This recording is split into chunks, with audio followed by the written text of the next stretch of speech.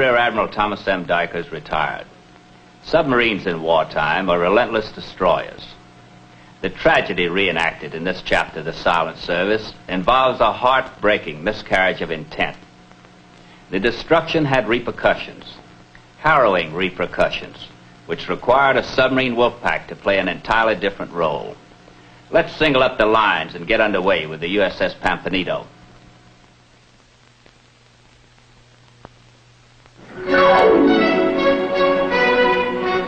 In Singapore in the fall of 1944, the Japanese decided to move some British and Australian prisoners north to the home islands. Into the holds of the Rakuyu Maru went 1,350 of our unfortunate allies. Into another went some 750 of their fellow prisoners. The conditions on board were so bad they defied description. There was little room to sit, and the men were literally packed in. Heat and odors were stifling. On November the 6th, 1944, they got underway and commenced their perilous voyage north. It was a voyage that many a ship before them had failed to complete.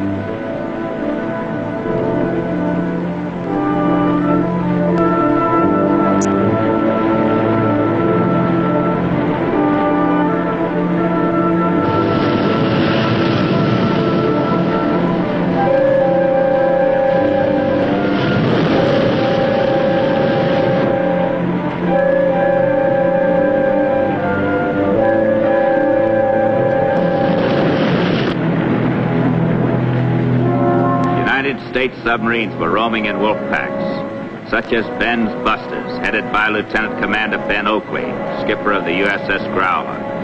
The pack was composed of Growler, Sea Lion, and Pampanito.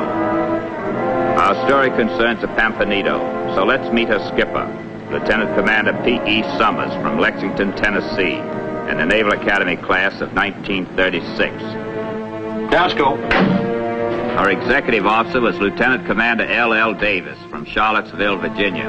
His shipmates called him Jeff. The torpedo officer was Lieutenant Ted Swain from Mineola, New York. A key member of her crew was pharmacist mate first class M.L. Deemers from Manchester, New Hampshire. Here then was the setup for the bitterest irony of any man in uniform: killing your own guys. Especially these guys who had already endured the hell of forced labor on a railroad, during which 20,000 prisoners were reported to have died.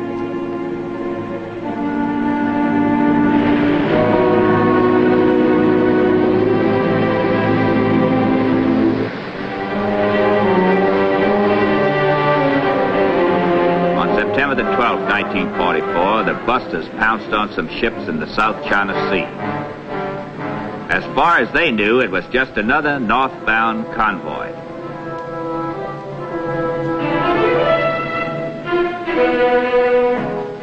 All tubes ready, depth set, 10 feet.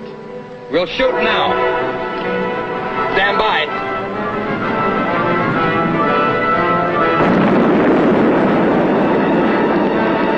The Sea Lions just hit him.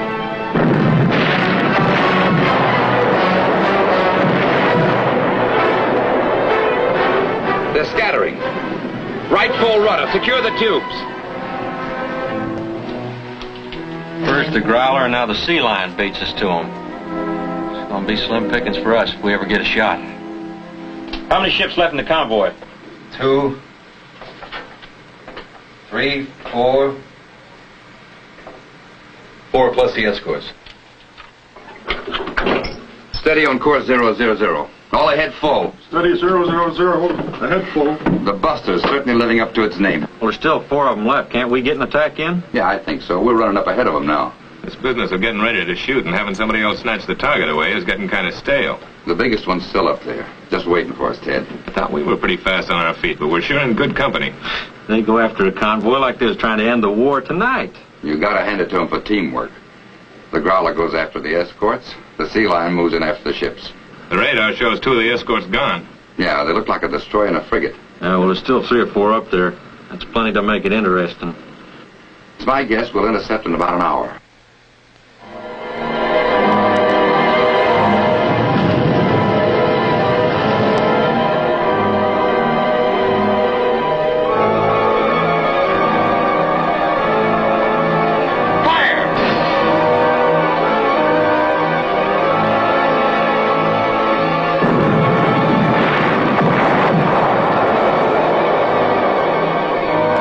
Left full rudder. Stand by the stern tube.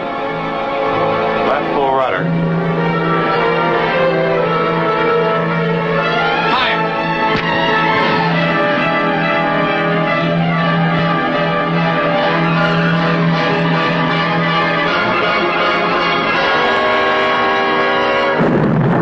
We got it, mate.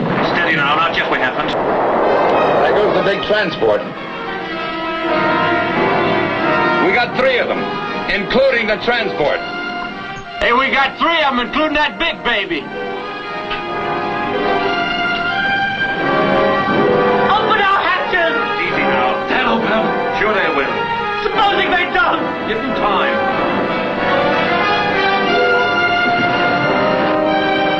The escorts are headed this way. The escorts are headed this way! All ahead full. Head full. The Japanese got their feet wet tonight. They're leaving us to die like rats! Steady. Steady. We're gunners! Trouble yourself, mate.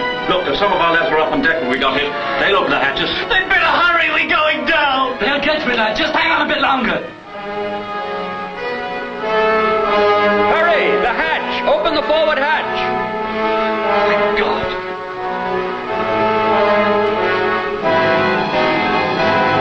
Open our hatch! Why don't you open our hatch? It's Campbell. John Campbell. We're coming, mate. Give me a hand.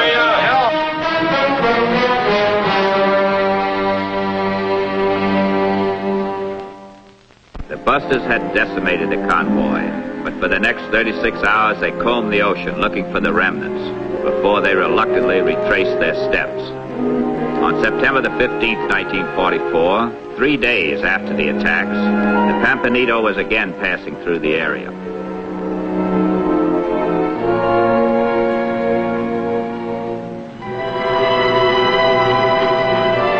Looks like men on a raft.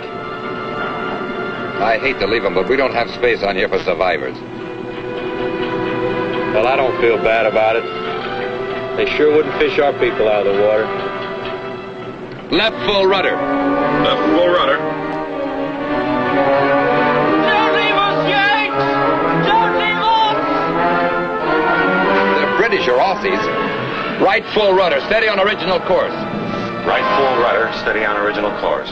Send a rescue party on deck and make preparations to take about 10 men in the after torpedo room. Aye, sir. Deemers, you better be ready for anything. These people probably been in the water at least 3 days now. You think we put them there, Mr. Davis? I don't know, but somebody in the wolf pack did. I'll have a full medical kit on deck. Yeah, let me know if you need anything. Aye, sir. The rescue operation started.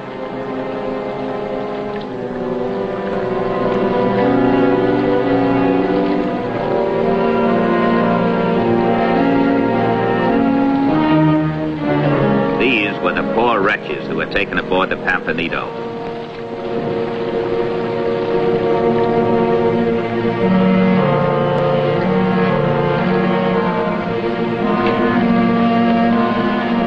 You could hardly call them men.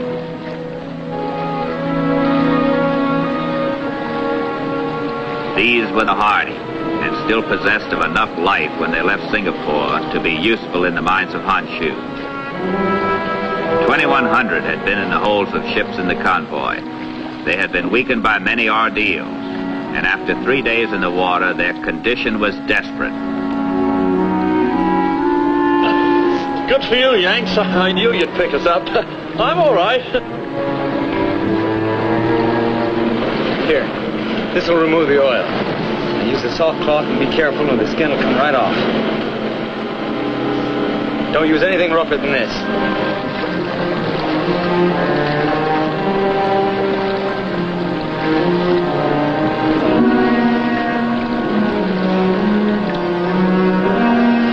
This man's in critical condition.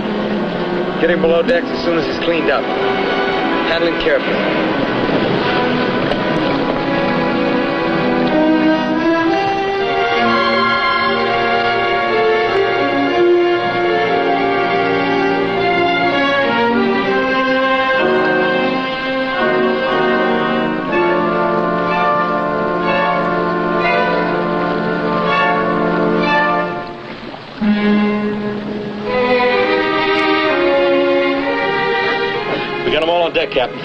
line's going, Jeff.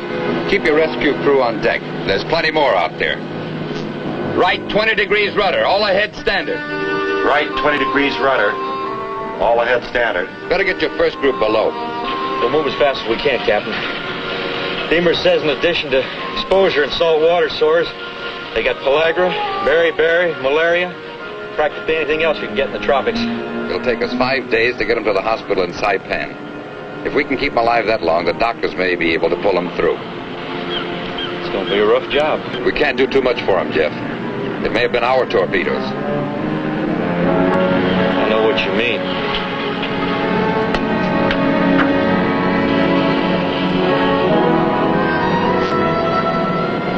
Now here's a little water. Just suck on this gauze.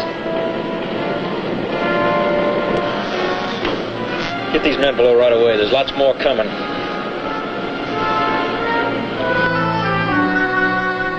The Growler left for home night before last. She'd be too far away. Yeah, but we shouldn't have too much trouble raising the sea lion. Let's try it. Buster 2. Buster 2. Buster 3 calling. Over. What's our position? 1838 north, 11102 east. Buster 3, this is Buster 2. Go ahead. Over. Many British and Australian survivors in water. Latitude 1838 north, 11102 east. Need earliest possible assistance. Repeat, earliest possible assistance. Over. Roger, Buster 3. This is Buster 2 saying roger and out. Get off a report to the force commander. We'll need all the help we can get. Aye, aye, sir. The Pampanito's stirring dispatch was received by the submarine force headquarters at Pearl Harbor, and urgent orders were sent to the Queenfish and the Barb on patrol around Formosa to assist in the rescue. They raced towards the spot. All right, right over there.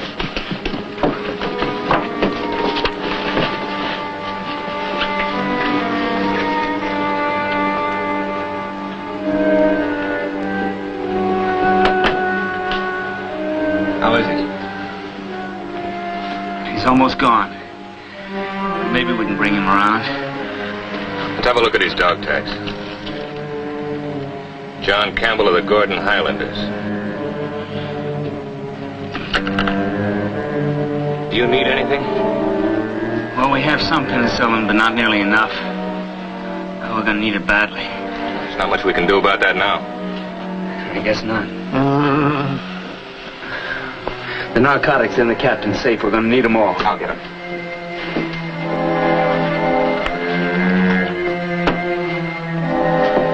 Good.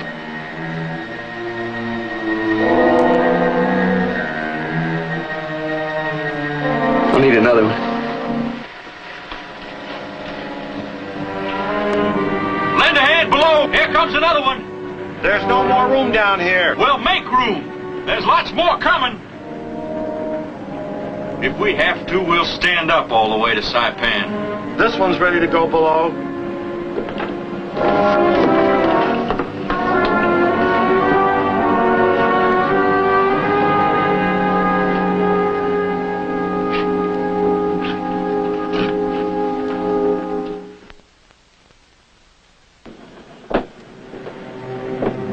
How many does that make, Ted? 61, sir. As long as we can, we'll take him aboard. We'll never find him out there at night. I know, we haven't much time. Right 10 degrees rudder. Right, 10 degrees rudder.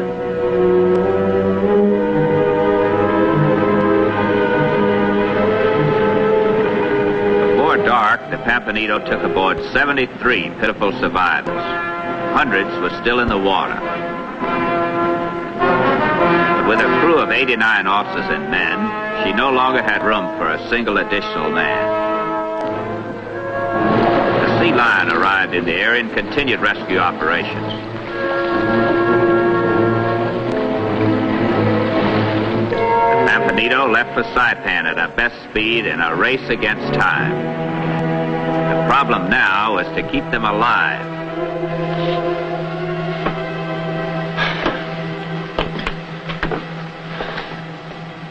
How are they, Deep?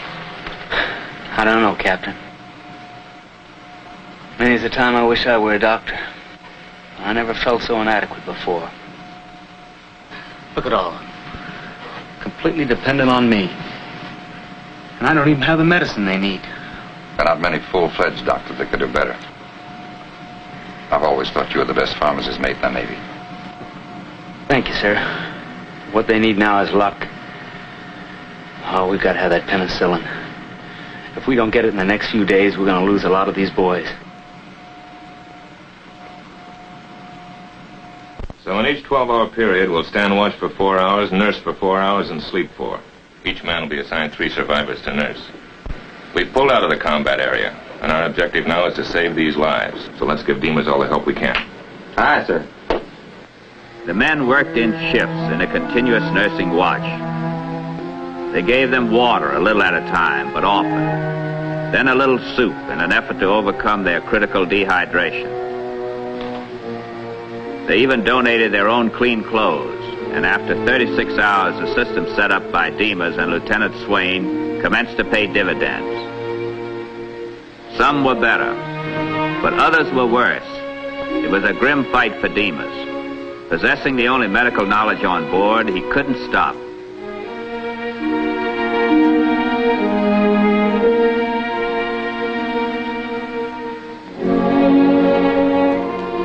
Fortified with medicines and coffee, he carried on. Thanks, Ed.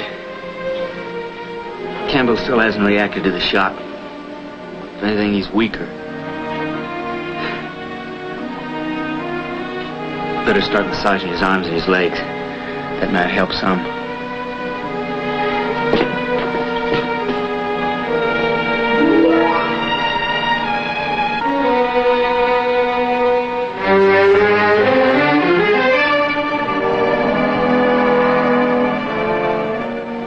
Request earliest practical medical assistance. Change practical to possible. Request earliest possible medical assistance, including penicillin for 73 men. Right. Send it out urgent priority, Ted. Aye, aye, sir. After all you've been through, we hate to feel responsible for making things worse. You needn't be, Lieutenant. All the way from Singapore, we were praying it would happen. All of us were. How'd you get out? They let some of the lads on deck for a few minutes of fresh air. When the torpedoes hit, they overpowered the guard and they released us. Johnny Campbell here was one of them. Did the destroyers pick anybody up? Just snips. Just snips.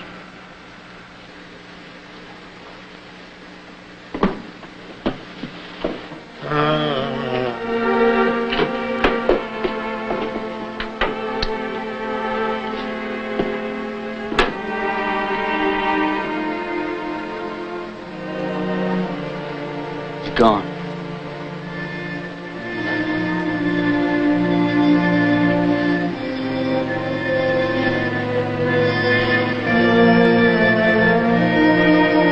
God bless you, Johnny. God bless you. And may the Lord rest his soul. Amen.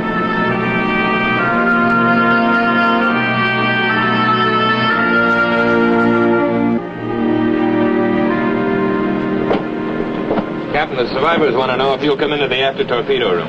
Okay. Take over, Jeff.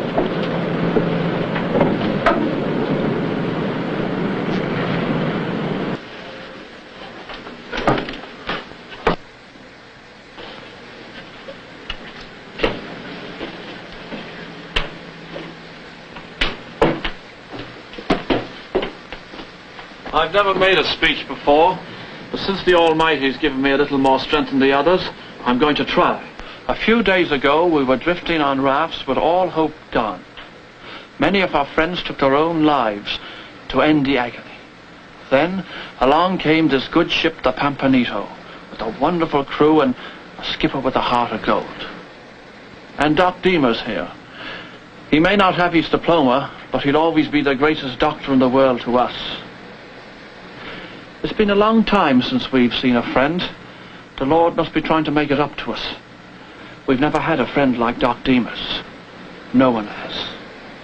We want you to know that even if the medical supplies don't get here in time, and more of us follow Johnny Campbell, that we know you've tried your best. Thank you. Thank you for all of us whose lives you've saved, and also for our wives and families who we thought we'd never see again. God bless you, gentlemen. God bless you.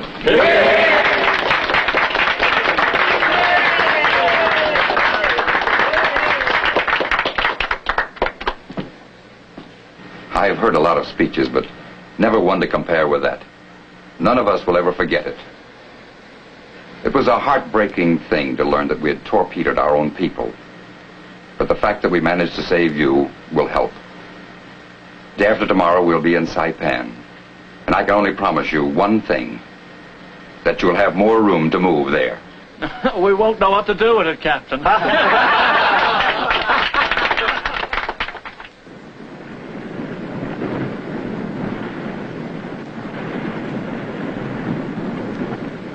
Captain, we've sighted a destroyer from Saipan. He's sending over a doctor and medical supplies. You all know what that means. He's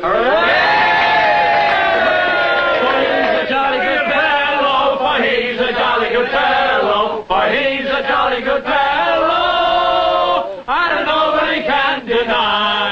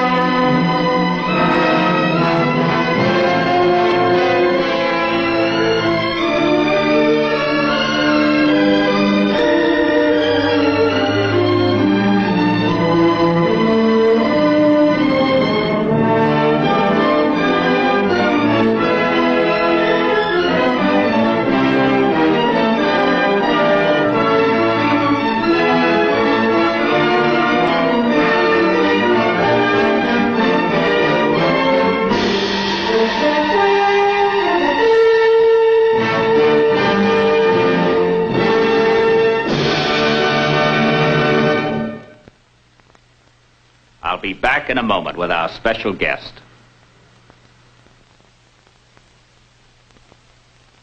I imagine that you're anxious to learn what happened to the rest of the prisoners, and I'll try to give it to you in a few words. About the time the Pampanito left the area, the Sea Lion came in and started picking up more survivors. Next day, the Queenfish and Barb arrived and continued the operation. The weather then deteriorated very badly, and winds up to 60 knots washed the remaining weakened survivors from their rafts. Further rescue was impossible. Altogether, 159 were picked up by the 4 submarines. I'm very pleased to present to you the captain of the USS Pampanito, Captain P.E. Summers, United States Navy. How are you, Pete? Pete, the fact that the prisoners were in the convoy was one of those unfortunate twists of fate. Yes, and one of those that you'd rather have happen to someone else. As I remember, there was another ironical factor connected with the incident. There was. Some of the prisoners were in a ship that was formerly ours. She was the old President Harrison, which had been captured by the Japanese in the Orient at the start of the war. The rescue and nursing of these men was a great job by the whole ship's company. I was very proud of every one of them. It must have been a source of great satisfaction to have a man like Demas in your crew. He's one of the finest men I've ever known. He accomplished what we thought was physically impossible, and it broke his heart that he lost John Campbell. Pete, it's been a great privilege to have had you with us. Thank you, Ed. Thank you.